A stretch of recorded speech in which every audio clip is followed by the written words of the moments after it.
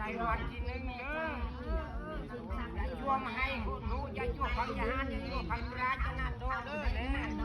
วันเจ้าสองเลยดูทำไมเรื่องนั้นเจ้านี่ทำนี่นี่จะบอกเลยดุงพิงเตยมองเด้อเตยแล้วนี่เตยแล้วก่อนกลางมาจนเด้อเตาเด้อ เนี่ยเฮ้ยคนมั่งคนนี้เนี่ยมันแน่เลย มั่งบนมีไอ้พวกพันแน่ก็หลอกตาพันแน่นอนละดุงแล้วใกล้อ่างได้ แต่เดี๋ยวจองบืนแล้วเนาะ แต่จองบืนแล้ว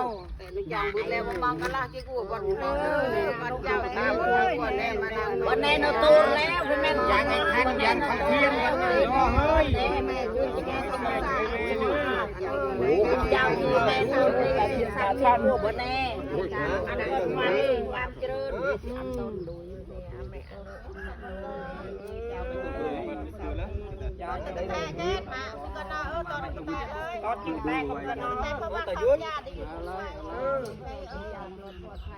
เป็นต้นเป็นหลังเกิดตั้งเกล้าคือ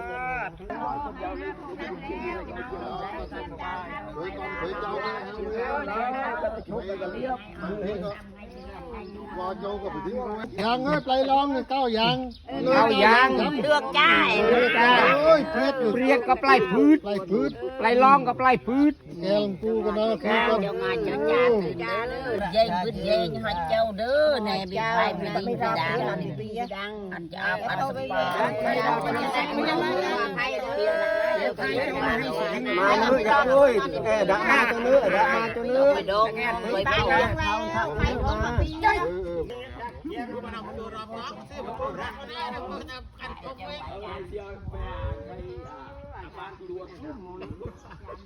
จะตำนี่จึงทำนาเลยนาตะจูนทำไก่เลยจังปัดนี่คือ โอ้ของให้พอเขาไปโอ้บ่เทิงแจ้วิเคยปันอายุตึง แม่เราโตเราว่าแล้วแม่เจ้าเจ้าสาตัวจะแม่ตัวเจ้าสบายไปพื้นเราหนักเราได้ คนนี้จริงจริงนะลูกมันจะ วงเลยว่าการ อันเจ้าสาตัวมีไฟมังเจ้าบัดเป็นนากูบันเอง นาควรพิซากีมองปลาแม่ครับใส่อาจารย์ใส่ใบเส้นเลยเด้อไหม โดนแน่ตะไคร้แม่ไอ้ที่โตบันนา มองใส่ใบเส้นเลยลาเลยลาเลยลาเลยใช่ไปโดนเป็นกฎหมาย ทุ่งเด้อ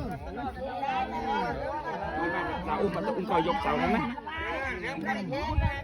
ดุงแล้ว เริ่มได้น้องแอเจ้ามังเจ้ากลัวใส่กลัวมังเฮ้ย เรียกว่าลูกคือ ลูกค้าใส่มอง ซาเน่จะนอนร้านอย่าได้ร้านร้าน อาจารย์ดุงกี่ร้านครับ ยาปูน ยังกันพยาปูนนั่นพยาปูนดุง จะตบความศักดิ์สิทธิ์มาให้พี่น้องท่านเอง จังเลย ตามพวกมันนั่งกันเจ้าพวกมันแน่เด้อสนิทตามพวก แล้วก็เจอดุงแรงไหนเอาไว้งัดงัดให้ถึงงานที่ไปถึงจะนอนโต๊ะคือเป็นคือจะเตะตู้ได้ไง ยันแล้วยันแล้วยังนี่ไงไอ้ดันใส่จริงเลยดันใส่จริงเลยสองลูกจงที่ไหนพี่น้องช่วย คอยดักคอยดัก โอ้จะได้จ้างช่วยเว้นเลยด้วย ไปแล้ว เอาลองซับไป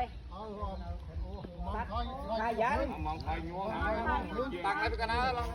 นี่พี่พลูมันตักเราทำใจจำแรงไปที่มาซัดอ้วนครับยังไม่อ้วนซัด